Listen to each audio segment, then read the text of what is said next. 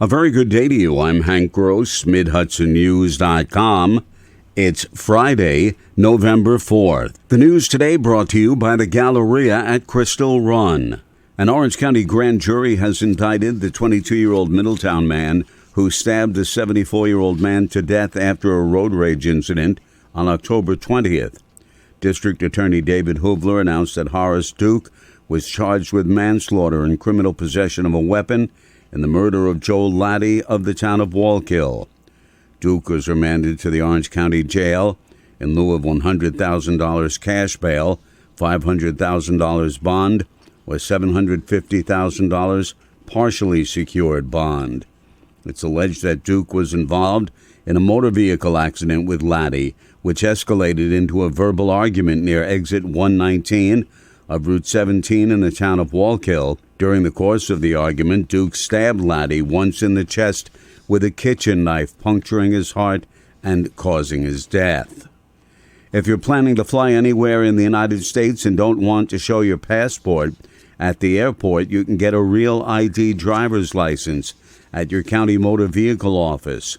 Effective May 3rd, 2023, all airports will require that flyers have those new licenses.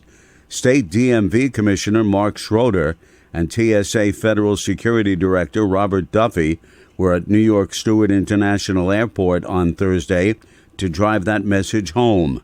Duffy noted having that type of license will be a federal requirement. The world has become a dangerous place since 9/11, and those were the events that drove this need for Real ID. That's why this is so important, and that's especially important to us here in New York because really, it started the terrible events of that day started here in New York City. Effective next May, passengers taking domestic flights will need either a passport or a Real ID compliant document to fly.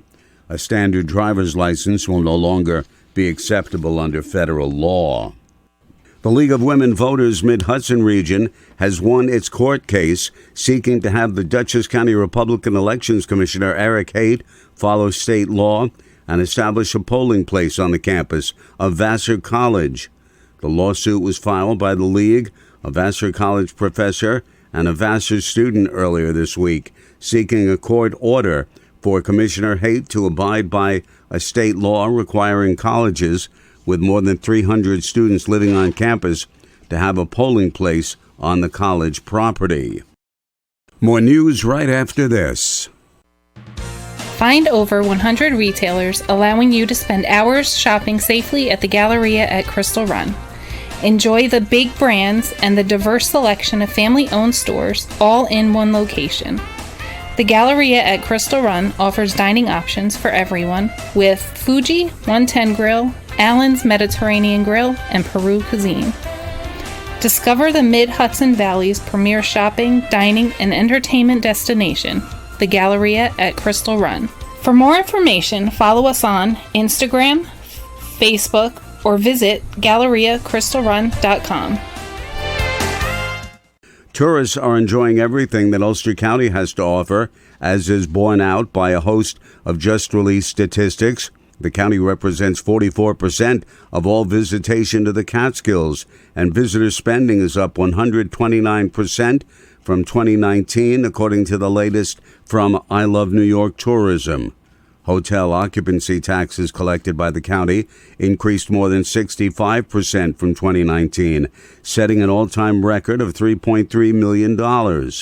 Tourism has also had a positive impact on the economy, with sales tax collections up more than 27% in 2021 and over 121% from 2019. After finishing all the details, a ribbon was cut yesterday celebrating the completion of the Broadway Streetscape project, a $25 million, 32-month endeavor to make the city of Kingston's main thoroughfare more pedestrian and bicycle-friendly. We're officially taking this project on as an officially done project, said Mayor Steve Noble, who cut the ribbon. The project stretched from Colonel Chandler Drive, where a new roundabout was built, south to just under the railroad overpass, including new signals, sewer lines, and two-lane bicycle path running along Broadway's Northern Lane. We really tried to take what was 4 lanes of through traffic, which was really dangerous for our pedestrians, to turn it into just 2 through lanes. We also added room for bicycles to be able to use the street. The completion of the mid-block pedestrian crossings with rapid flashing beacons was hampered by supply chain delays during the pandemic. Development interest in Sullivan County remains high, with companies looking to locate in the Catskills while existing ones consider expansion. The unemployment rate is low and new jobs continue to be filled. But the big elephant in the room is inflation and the possibility of a national recession. Mark Baez, president of the Sullivan County Partnership for Economic Development, issued a word of caution to county legislators yesterday. We're living on last year's productivity, and that's okay. Next year, we'll be living on this year's productivity. This year's productivity is extraordinarily higher priced than last year's. So that's going to be something we should be aware of. And again, our goal is to continue to create inventory, to continue to create sites that are ready to develop so that we can kind of hedge our bet and try to diversify as much as we possibly can so that if one industry sector takes a big hit, others can kind of withstand that.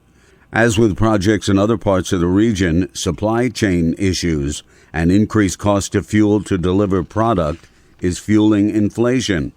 I'm Hank Gross, MidHudsonNews.com. The news today brought to you by the Galleria at Crystal Run.